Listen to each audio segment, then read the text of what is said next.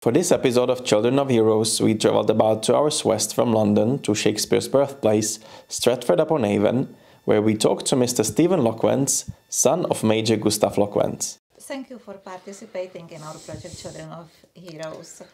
Your father served in the Czechoslovak military intelligence during the Second World War, in fact, under General František Moravec. He did indeed, yes. How did he manage to get to this position? Well, that's a good question. Well, after the fall of France, when they were evacuated from Lasset, they went by ship Al Farouk to Gibraltar, and then another ship, the Viceroy of India, I believe it was called, which brought them to Portsmouth, and then from there they were brought up to Chumley Park. It was after that then that he got involved in parachute training at Ringway Airport, which is now Manchester Airport, and became very proficient and knowledgeable.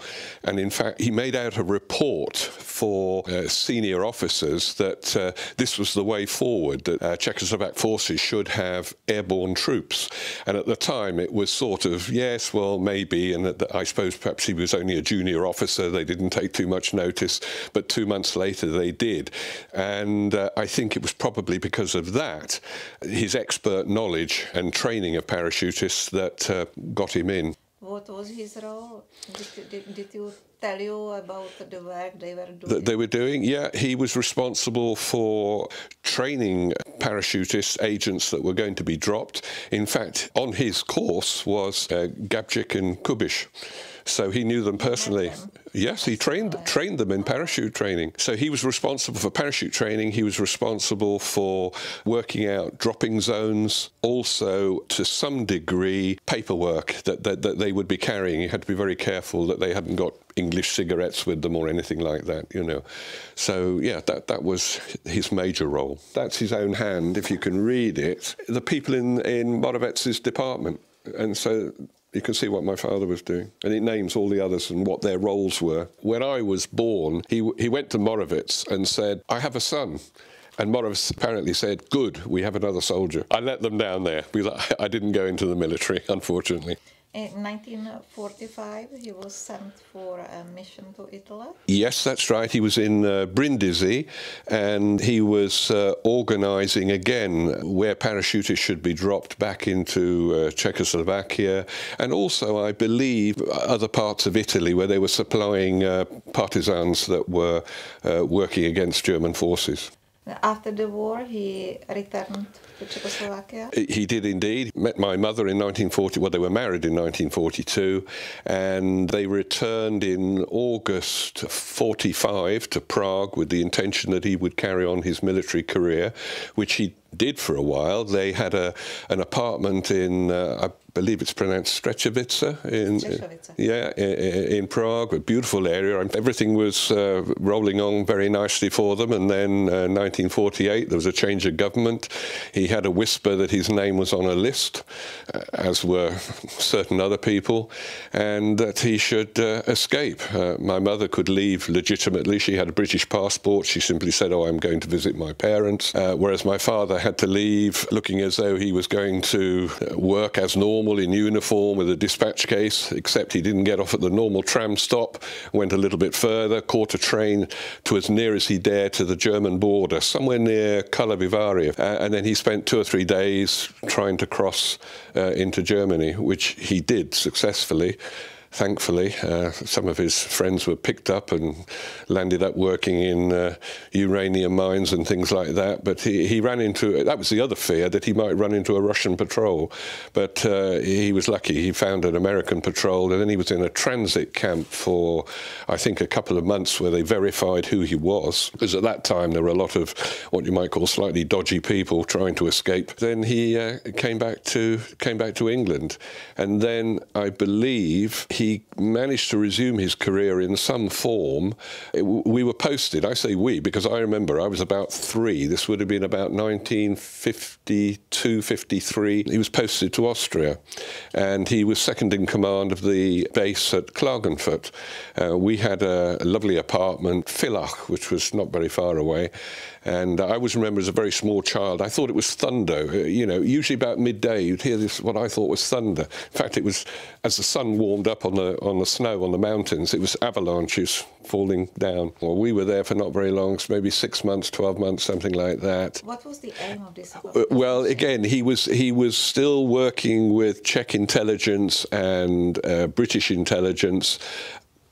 I'm not 100% sure exactly what was going on. It's still a little bit of a grey area. There was a mole who was supplying information to the other side, and so all they could do at that time was close the whole of that operation down, which unfortunately meant that my father's career ended, and we came back to England, I think somewhere around about early 1954. After the fall of France, and he came over here, he was awarded Czech Military Cross by President Beneš. Those are the different awards that he had. Czech Military Cross, Croix de Mairie. He had a French Croix de Guerre as well. That's my father, as a boy of about probably 7 or 8, with his grandfather, who was in the old Austro-Hungarian army, as you can see at that time. Too old to fight, but he was some kind of reservist. A lot of the veterans formed a sort of, I won't call it a club, but a meeting point in Leamington Spa, and they used to have an annual dinner dance, etc. And my father, for many years, was chairman of that. So that's my father in the middle, my mother, and that was a family friend. So that was probably taken sometime in the late 1960s. This probably goes back to when the Czech Parachute Memorial was opened in the Jefferson Gardens. You opened a gallery, yes, and sold art together with your wife.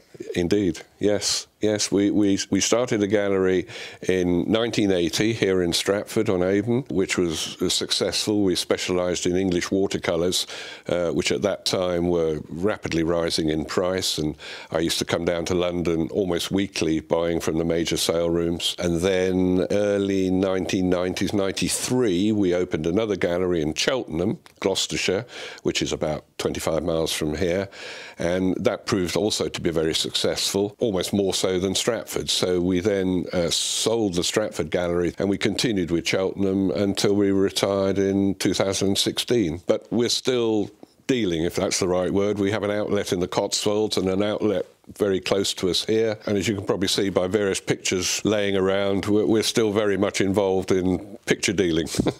This job, are you passionate about art? Well, actually, I started off in science, would you believe, and I was working in horticultural research at a research institute not far from Leamington Spa. And I was there for about 10 years, but I've always been what one colloquially would call a bit of a wheeler dealer. I'm always interested in selling stuff, and in particular antiques, and that led me into pictures. You are also raising funds for butterfly conservation? Oh, that's right, yes. We do an open garden. We've done it now for 2-3 years running. And we have a paddock, which is like a small field, which rather than just mowing it, which seemed rather silly, we got the local farmer who used to live next door to cultivate the ground, make a seed bed basically, and we planted it with wildflowers. And it takes several years before you get a result. The first year can be quite disappointing, but subsequently it's a real picture. And we had, must have had well over 100 people here one Sunday with their cameras photographing different butterflies. And I think we've had 23 or 24 different species of butterfly. And when you think there's only 58 in the country, and some of those would only be found in the Highlands, I think we've done quite well to attract the species that we have. How did you come up with this idea about butterflies? But I've always been interested in wildlife in general, butterflies in particular, and like in many parts of the world, lots of different types of wildlife are in decline. So it seemed fairly obvious here. We've got a large orchard, we've got this paddock, we have various nest boxes up for birds, etc. We were delighted because we had, for about 4 years running, and I hope they come back in 2024, we've had a pair of what are called little owls. It's the smallest of the British owls, and they nested in a box, and to date they've raised 16 chicks, young. You are the chairman of the Friends of Czechoslovak Monument I am indeed. Association. Yes. What are the activities of this association? Ladies and gentlemen, welcome to today's commemoration. I'm Stephen Loquens, chairman of the Friends of the Czechoslovak Memorial Fountain, and like a number of people here, proud to say the son of a Czech World War II veteran. There was a lot of raising of funds in the early days for the restoration of the fountain. I came in really halfway through that, but we achieved our goal of getting sufficient funds for the restoration, and it's kind of just a memorial now. We have the annual gathering, which you've been to, and that will continue for as long as we can do it, and then hopefully somebody else will take up the reins, so to speak, and carry on where we left off. How did your Czech heritage affect your life? Well, I'm very proud of my Czech heritage. I have cousins in Prague who we see periodically. In fact, they tend to come over here more than we've been over there. But I have visited Prague on 2 occasions. I visited my grandmother's cottage, which is just north of Mělník, which was a very emotional experience. And my big regret is really that I didn't learn Czech when my father was around, you know. But he could be quite a taskmaster, so maybe he wasn't the best person for me, at any rate, to learn from, you know. But, yeah, it would have been nice if I'd have knuckled down and learned some Czech, you know. After the Velvet Revolution, my mother, my wife and my daughter, and me as well, obviously, were due to go to Prague for a holiday. And we'd actually booked on the flight for my father to come as well. But I think somehow mentally he probably couldn't quite face going back. That was October 90 and he died in September 91. We spoke on the phone to him from Prague, which was lovely, you know. But yeah.